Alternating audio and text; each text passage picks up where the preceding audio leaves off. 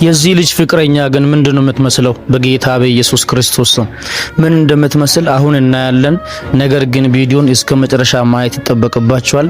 አይተን እንመለስ። የሆነ ደፋር ልጅ ምን እንዳለ ፍቅረኛህን አስተዋውቅ አለ። እኔ ደግሞ ለማስተዋወቅ የዛሬ መጥቻለሁ እና ከወደዳችሁ ሼር እና ሪፖስት፣ ኮሜንት ላይ ደግሞ መሰደብ አይቻልም እና ደግሞ አሁን ለማሳያት ነው ዝግጁ ነኝ። ልጅቷ ቆንጆ ከሆነች ምንድነው ለኔ ምርጥ ከሆነች በቃ እስቲ ስጡን እና አሳያለሁ። መቼም አታሳፍሩኝማ።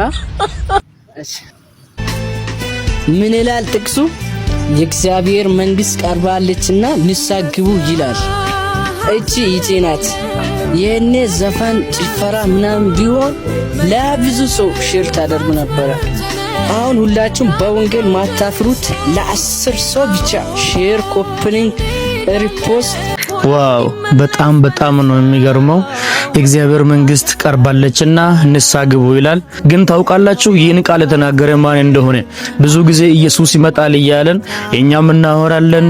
ጴጥሮስም ጳውሎስም ሐዋርያቶችም ሁሉና በዚህ ዘመን ደግሞ ያሉ ብዙ አገልጋዮች ኢየሱስ ይመጣል ንስሐ ግቡ እያሉ ይናገራሉ። ነገር ግን ይህን የተናገረ ማን እንደሆነ ታውቃላችሁ? ራሱ ጌታ ኢየሱስ ክርስቶስ ነው። ማርቆስ ወንጌል 1ኛው ምዕራፍ 14ኛው ቁጥር ላይ ኢየሱስ ሲናገር እንደዚህ አለ።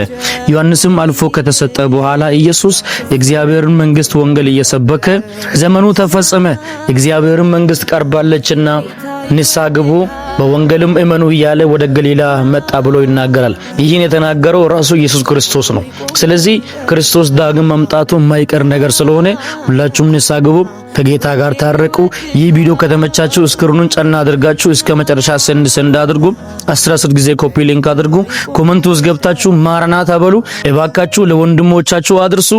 ወዳችኋለሁ። ሻሎም